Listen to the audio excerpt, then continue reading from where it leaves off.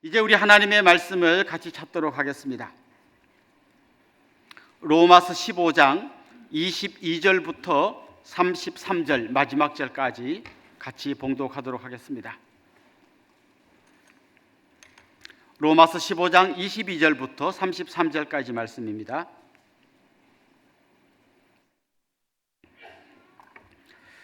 저와 여러분이 한 절씩 교독하겠습니다.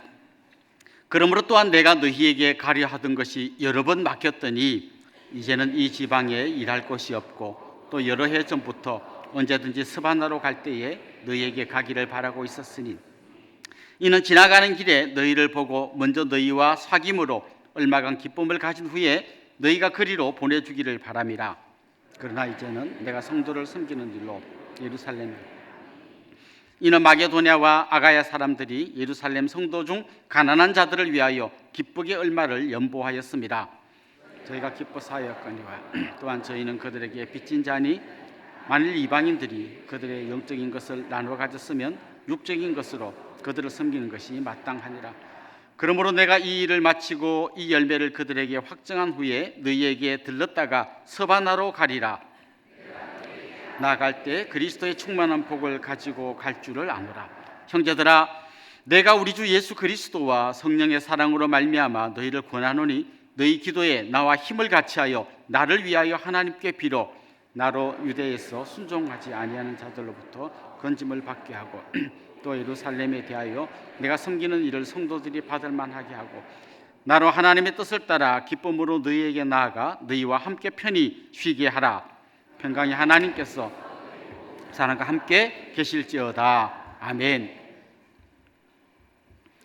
아이들이 가지고 노는 장난감 이렇게 오래 쓰다 보면 이제 배터리가 점점 닳아지게 됩니다. 그러면 이제 그 자동차 같은 게 옛날에 쌩쌩 다니다가 배터리 다 닳으면 아주 골골골골골 기어갑니다. 그리고 그 노래 나오는 거, 아이들 노래 나오는 거 이런 것도 배터리가 닳으면 막 노래가 이상하게 나옵니다. 아빠가 출근할 때 뽀뽀 이렇게 아빠가 이렇게 막 나오죠. 이렇게 아마 여러분 경험해 보셨을 겁니다. 저 사람도 마찬가지 같아요. 우리 안에 어떤 힘이 빠지고 나면 막 힘있게 달려가기보다는 다 지쳐버립니다. 특별히 우리가 하나님 일 하다 보면 때로는 막 기쁨과 감사함으로 달려갈 때도 있지만 때로는 지쳐서 그냥 그만하고 싶고 주저앉고 싶고 포기하고 싶을 때가 가끔씩 있습니다. 그럴 때는 막 주위 사람들이 원망스럽기도 하고 왜 하나님께서 나를 안 붙잡아 주시나 그런 생각도 하게 되죠. 어떻게 하면 우리가 지치지 않고 힘있게 끝까지 달려갈 수 있을까요? 어떻게 하면 정말 주님과 함께 기쁨으로 맡겨진 사명을 감당할 수 있을까요? 저는 오늘 본문을 보면서 그런 생각을 했습니다. 오늘 본문에 보면 바울의 앞으로 계획이 어떤 건지를 쭉 이야기합니다. 내가 어딜 갔다가 어디로 가겠다고 이야기하는데요. 그 거리가 어마어마합니다. 그는 고린도에 머물고 있는데 이제 예루살렘으로 내가 갈 거다. 그동안 마게도냐 아가야 성도들이 헌금한 것을 내가 예루살렘에 전달하러 갈 것이다. 그런데 지도에서 이렇게 거리를 재보니까 직선 거리로 1300km예요. 그러니까 어마어마한 거리죠. 거길 갈 거다. 그리고 이걸 전달해 준 다음에는 예루살렘에서 다시 지금 이 로마서 성도들, 로마서를 받는 이 성도들은 로마로 가서 너희들을 만나고 싶다.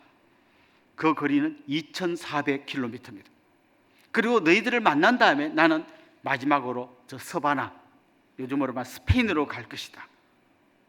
여기까지 거리가 1100km입니다. 지금 그가 가고자 하는 이 거리를 다 합치면 4800km예요. 서울에서 부산까지가 한 450km 됩니다. 그러니까 그는 몇 번을 왕복할 만큼 되는 어마어마한 거리를 갈 계획을 세우고 있습니다. 자, 그가 이렇게 가는 게 요즘처럼 비행기 타고 가는 게 아니라 때로는 배로 이동하지만 육로로 걸어서 갑니다.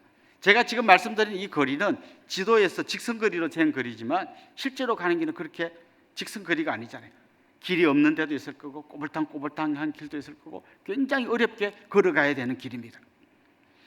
바울이 이렇게 걸어다니면서 선교 여행을 하는 이 과정이 어떠했는지를 보여주는 말씀이 고린도후서 11장 23절에서부터 27절에 나오는데요.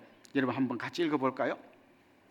내가 수고를 넘치도록 하고 옥에 갇히기도 더 많이 하고 매도 수없이 맞고 여러 번 죽을 뻔하였으니 유대인들에게 40에서 하나 감한매를 5번 맞았으며 3번 태장으로 맞고 1번 돌로 맞고 3번 파선하고 일주야를 깊은 바다에서 지냈으며 여러 번 여행하면서 강의 위험과 강도의 위험과 동족의 위험과 이방인의 위험과 신의 위험과 광야의 위험과 바다의 위험과 거짓 형제 중의 위험을 당하고 또 수고하며 애쓰고 여러 번 자지 못하고 줄이며 목마르고 여러 번 굶고 춥고 헐벗었노라.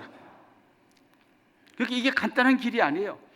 막 굶을 때도 있고 추워서 벌벌 떨 때도 있고 강도가 나타나는 위험한 곳을 통과할 때도 있고 광야를 통과할 때도 있고 배를 타고 가는데 배가 파선해 가지고 침몰할 뻔한 적도 있고 수없는 어려움들, 중간에 붙들려 가서 매를 맞기도 하고 감옥에 갇히고 돌에 맞아 죽을 뻔하기도 하고 수많은 이 어려운 길을 그가 이미 지나왔고 또 앞으로도 더 지나갈 계획을 이야기하고 있는 겁니다.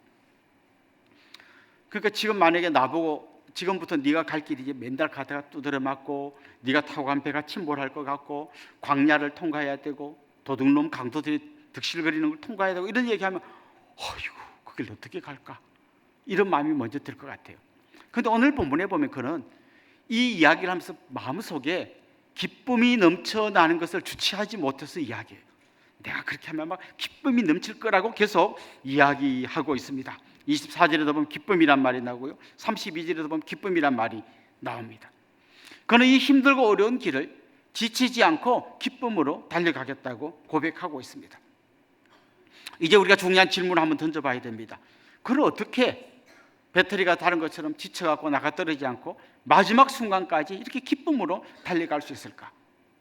중요한 몇 가지 단서가 있는데 첫 번째는 은혜에 대한 감격이에요.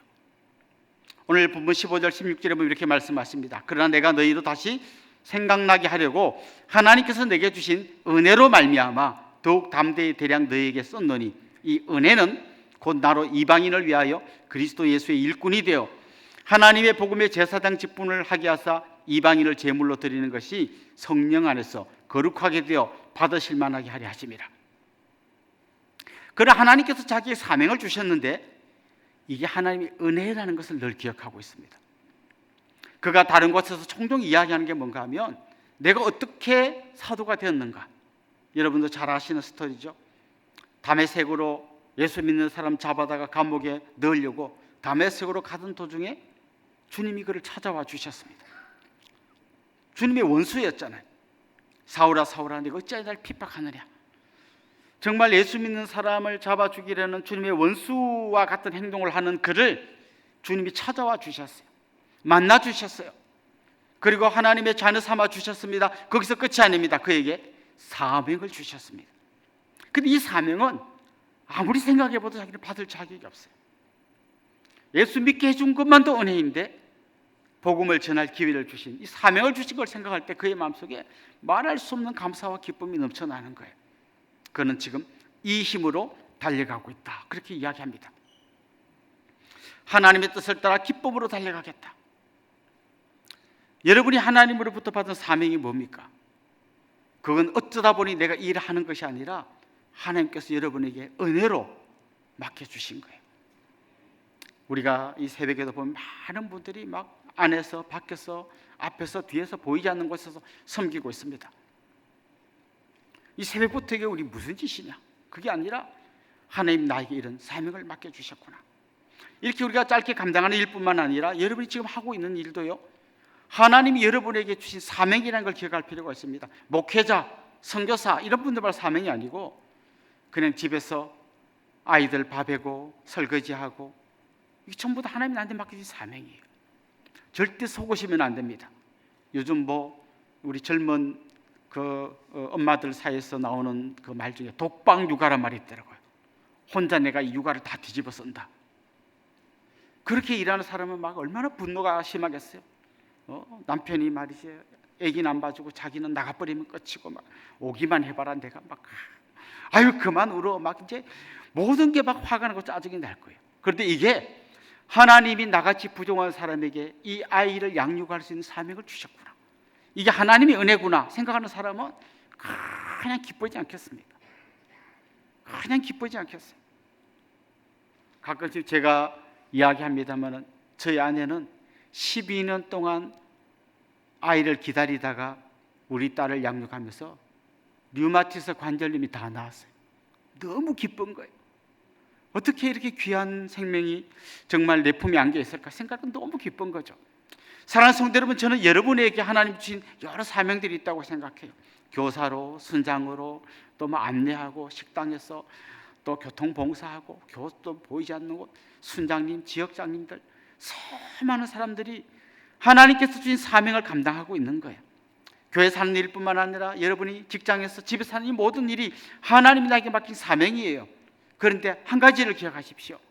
자격 없는 나에게 은혜로 이걸 맡기셨다.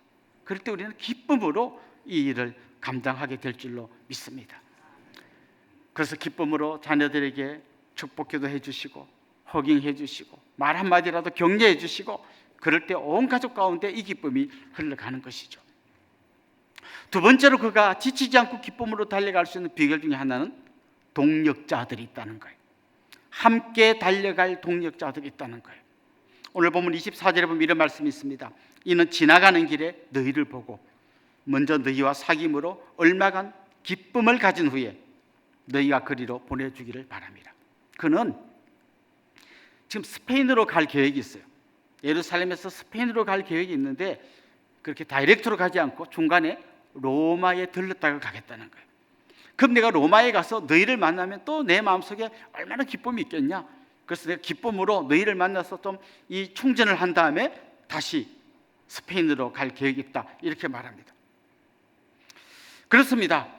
그는 지금 자기가 만날 그 사람들 때문에 기쁨이 올 거라는 걸 확신하고 있어요. 사실 로마 교회는 좀 특수한 교회인데요, 바울이 복음을 전해서 세워진 교회가 아닙니다. 이 사람들이 다른 곳에서, 예를 들면 예루살렘 올라갔다가 거기서 복음을 듣고 예수 믿은 다음에 로마로 돌아가서 자기들이 세운 교회예요. 거기는 다 아는 사람들이 아니고 모르는 사람들이 대부분이에요. 하지만 그곳에 가서 그들을 만날 걸 생각하니까 얼마나 기쁜지 몰라요.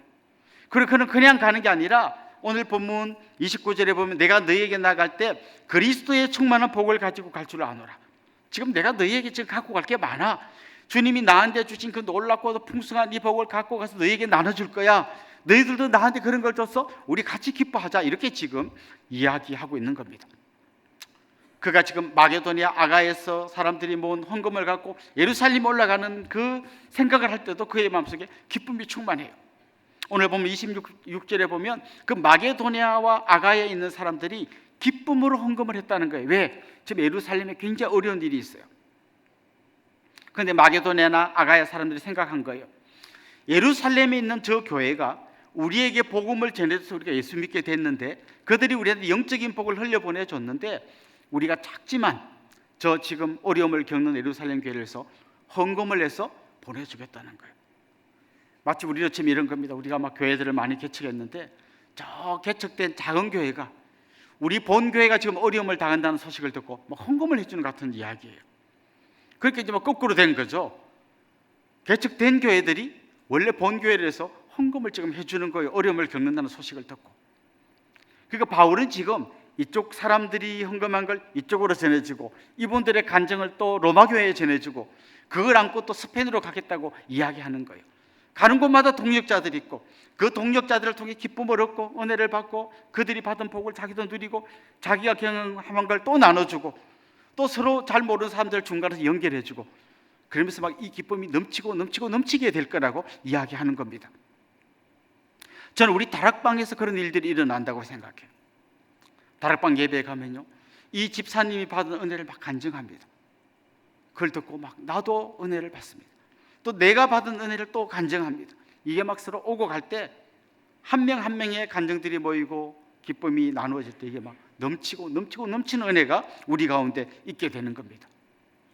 저는 혼자 예수 믿는 분은요, 이 소중한 것을 다 놓친다고 생각해요. 여러분 중에 그런 분이 있겠지만요, 괜히 교회에 나와서 사람들하고 만나면 부딪히고 귀찮으니까 나는 그냥 예배만 딱 드리고 바람과 함께 사라지리라, 그런 생각을 하는 분들이 있어요. 그래 그 사람은 신앙생활에서 주는 말할 수 없는 기쁨의 한 덩어리를 포기하는 거예요. 애를 키우면 힘들어요. 막 울고 기저귀 갈아줘야 하지만 힘들기만 한 게 아니잖아요. 그 안에 얼마나 큰 기쁨이 있어요. 그것처럼 성도들을 만날 때 물론 기질이 다르고 이런 사람들끼리 만나면 약간 좀 불편하게 있을 수도 있어요. 하지만 기쁨이 있다는 거예요. 저는 그 공동체가 주는 기쁨을 여러분이 같이 누리면 좋겠습니다. 그렇습니다. 그는 은혜에 대한 감격 그리고 공동체를 통한 이 기쁨을 통하여 자기 마음속에 끊이지 않는 감격과 기쁨을 이어가고 있는 것이죠. 마지막으로 그가 소개하는 지치지 않는 비결을 오늘 본문이 이야기합니다. 그건 바로 기도입니다. 30절 말씀에 보면 이렇게 하반절에 이렇게 되어 있습니다. 너희 기도에 나와 힘을 같이하여 나를 위하여 하나님께 빌어, 이런 표현이 나옵니다. 다시 말하면 바울은 자기도 기도의 사람이지만 간절히 바라는 게 뭔가 하면 성도들이 자기 위해서 기도해 주기를 바라고 있어요. 우리 목회자들이 우리 성도님들을 생각하면서 많이 기도합니다. 그러나 목회자들에게도 기도가 필요해요. 여러분이 기도해 주셔야 됩니다. 그러면 아무리 큰 산이 가로막고 있어도 그냥 기도의 힘으로 커튼이 넘어갑니다. 그러나 주위에 있는 많은 목회자들과 이야기하다 보면 너무 힘들어서 지쳐서 다 내려놓고 싶은 분들을 가끔씩 만납니다. 왜냐? 다 연약한 인간들이에요. 그런데 이걸 넘어갈 수 있는 힘은 어디서 옵니까? 성도들이 한마음 돼서 기도해 줄 때 그때 다시 힘을 얻는 거예요. 목회자들만 그렇겠습니까? 우리 순장님들, 교사들, 앞서 섬기는 장로님, 권사님들, 안수 집사님들, 이 섬기다 보면요 항상 좋은 일만 있는 게 아니에요. 그 안에 막 여러 가지 문제들이 생깁니다. 그럴 때 정말 주님 주신 힘 갖고 달려갈 수 있으려면 기도가 필요해요. 바울이 그러잖아요. 여러분 저 위해서 기도 좀 해주십시오 부탁하잖아요. 내가 이제 이 헌금 들고 예루살렘으로 올라갈 건데 정말 이거 잘 전달할 수 있도록 여러분 기도해 주십시오. 또 그들에게서 여러 가지 기쁨의 소식을 갖고 여러분에게 올 때 잘 올 수 있도록 기도해 주십시오. 그럴 때 제가 기쁨으로 이 길을 달려갈 수 있을 겁니다. 그는 지금 그렇게 고백하고 있습니다. 이제 우리가 이 특세를 마무리하면서요 지치지 않고 달려가야 하는데 우리에게 이런 것들이 필요합니다. 여러분 은혜의 감격이 식었다면 하나님께 다시 기도하십시오. 하나님 다시 제 가슴에 뜨겁게 이 은혜의 감격이 되살아나게 해주십시오. 혼자 달려가기 힘들다면 공동체 형제자매들의 손을 잡으십시오. 그분들과 함께 달려가십시오. 그리고 무엇보다 같이 서로를 위해서 기도해 주십시오. 그때 지쳐있던 분들이 메말라 가던 분들이 마치 비가 한 줄기 오고 나면 그 풀들이 다시 소생하는 것처럼 여러분 안에 그래 소생함이 일어나게 될 거고 그 힘으로 여러분도 지치지 않고 달려갈 수 있을 줄로 믿습니다. 우리 함께 기도 속에서 같이 손잡고 달려가 보면 좋겠습니다.